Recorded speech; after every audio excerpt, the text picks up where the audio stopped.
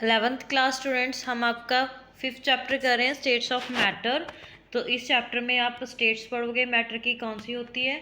तो आपने अपनी प्रीवियस क्लासेस में सॉलिड मैटर के बारे में, लिक्विड और गैसेस मैटर के बारे में पढ़ा होगा, लेकिन इसमें हम उनके बीच जो फोर्सेस होती हैं उसके बारे में डिस्कस करेंगे। क्या क्या स्टेट्स है, कैसे वो उसके पार्टिकल एक दूसरे के साथ रहते हैं। तो फर्स्ट वन बेटा आपका क्या है, इंटरमॉलिक्यूलर फोर्सेस। तो इंटरमॉलिक्यूलर जो फोर्सेस होते हैं, ये अट्रैक्शंस होती है, रिपल्शंस होती हैं। तो intermolecular forces are the forces of attraction और repulsion between two attracting particles. तो जो पार्टिकल अट्रैक्ट कर रहे हैं तो उनके बीच क्या होती है, अट्रैक्शंस भी होती हैं और रिपल्शंस भी होती हैं, और उसमें डाइपोल मोमेंट होता है।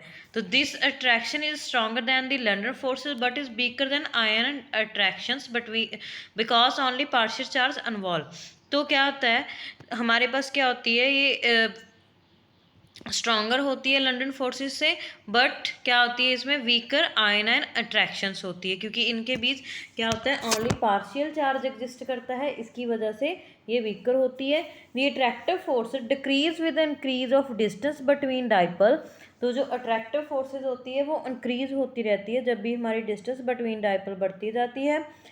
तो इंट्रैक्शन क्या होती है, जो इसमें इंट्रैक्शंस होती है वो एनर्जी के प्रोपोर्शनल होती है 1/r6 के, which R is the distance between polar molecules. तो आर हमारी क्या है, डिस्टेंस बिटवीन पोलर मॉलिक्यूल्स। तो क्योंकि उसमें शेयरिंग होती है, बॉन्डिंग होती है, आपको पता है, तो हम उसको आर लेते हैं, R is sign of distance. तो ion dipole, next is ion dipole interactions. तो this is the force of attraction. तो ये क्या है, हमारी फोर्सेस ऑफ अट्रैक्शंस होती हैं between ions and polar molecules. तो ये क्या करती हैं, अपोजिटली चार्ज को अट्रैक्ट करती है अपनी तरफ। तो the strength of A attraction depend upon the charge and size of the ion, dipole moment and size of the polar molecules. For example आप इसमें एग्जाम्पल ले सकते हैं, solubility of A common salt in water. आपने देखा होगा कि common salt soluble हो जाता है इन वाटर में। Next is ion induced dipole interaction. तो in this type of interaction permanent dipole of a polar molecule induce dipole on the electricity neutral molecules by deforming its electronic clouds. तो क्या होता है, जब इनके बीच attractions होती है तो क्या होता है, इंड्यूस हो जाता है हमारा डाइपोल मोमेंट, क्योंकि इसमें इलेक्ट्रॉनिक क्लॉट्स हमारे फॉर्म होते हैं। Interaction energy is proportional to. तो इंट्रैक्शन जो एनर्जी होती है वो प्रोपोर्शनल होती है 1/r6 के, मतलब R is our distance between two molecules, क्योंकि उनके बीच जो शेयरिंग होती है उसके बीच की डिस्टेंस को हम आर बोलते हैं, मतलब डिस्टेंस बोलते हैं। तो नेक्स्ट ये देखो मैंने डायग्राम में शो किया हुआ है बेटा। तो ये देखो हमारे सिग्मा पॉजिटिव है, सिग्मा नेगेटिव है, तो हमने इसको लिया हुआ डेल्टा बोलते हैं इसको। तो ये देखो ए है, परमा ए लिखा हुआ है एक तरफ, और ये नॉन पोलर मॉलिक्यूल्स है, ये पोलर मॉलिक्यूल्स है, परमानेंट डाइपोल है। तो ये देखो किसकी तरफ ये सिंबल्स शो किए हुए हैं, देखो ऐसे अट्रैक्शंस हो रही हैं, इस तरफ हो रही हैं। तो ये इसकी हमने यहाँ पे डाइपोल इंड्यूस मोमेंट्स शो की हुई है। तो ऐसे आप किसी भी की कर सकते हो। नेक्स्ट है आपका बेटा लंडन फोर्सेस। तो लंडन फोर्सेस क्या होती है, ये नॉन पोलर मॉलिक्यूल्स होते हैं, देयर इज़ नो डाइपोल। तो इनमें डाइपोल मोमेंट नहीं होता, जिनमें डाइपोल मोमेंट नहीं होता आपको पता है, आपने पढ़ा है कि वो क्या होता है, हमारा नॉन पोलर मॉलिक्यूल्स बोलते हैं। तो चार्ज क्लॉट सिमेट्रिकल होते हैं, डिस्ट्रीब्यूट होते हैं।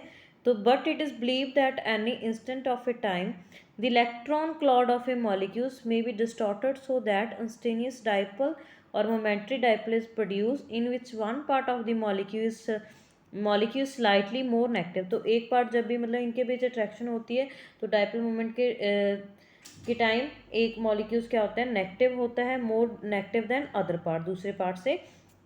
This momentary dipole induced dipole in neighboring molecules. The forces of attraction exist between them। तो forces of attraction होती है उनमें, them are exactly same। तो ये almost same होते हैं as between permanent dipole। This force of attraction is known as a London force। This forces of attraction को London force बोलते हैं। These forces are always attractive and the attraction energy is inversely proportional to sixth power of the distance between two interacting particle।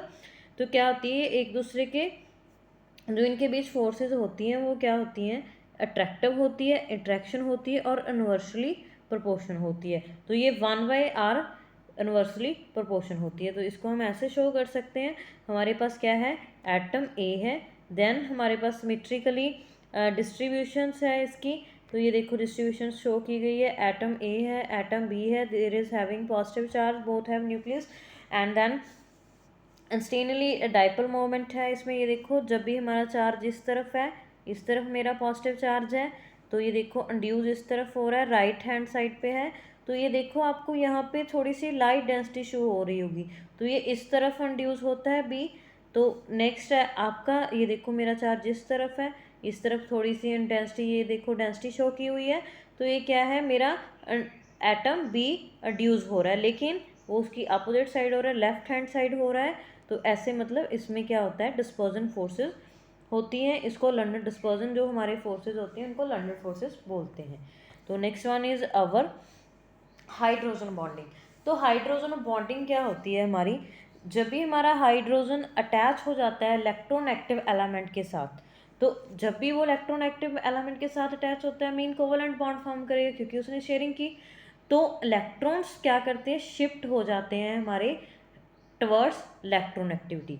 तो जो more electronegative atom है तब भी hydrogen bonding में electron उसकी तरफ शिफ्ट हो जाते हैं।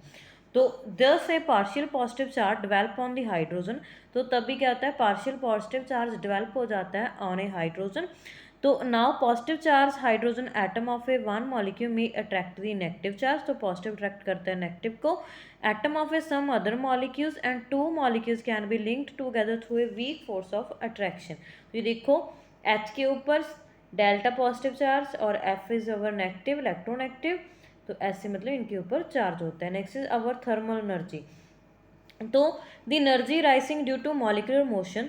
तो जब भी हमारे पास अट्रैक्शंस होती है तो हमारे पास मॉलिक्यूलर मतलब मॉलिक्यूल मूव करते हैं, तो जो उसमें से मॉलिक्यूलर एनर्जी प्रोड्यूस होती है जब भी ये इनमें मोशन होता है, तो उसको क्या बोलते हैं, थर्मल एनर्जी बोलते हैं। तो since motion of the molecule is directly related to the kinetic energy. तो जो ये मोशन होता है ये किससे रिलेट करता है, directly related to kinetic energy, and kinetic energy is directly related to temperature. तो क्या होती है, किनेटिक एनर्जी रिलेट करती है डायरेक्टली प्रोपोर्शनल टू टेम्परेचर। तो यहाँ तक बेटा आपने अच्छे से करना है। नेक्स्ट आपके लॉ आएंगे, वो हम नेक्स्ट वाली क्लास में डिस्कस करेंगे। Thank you.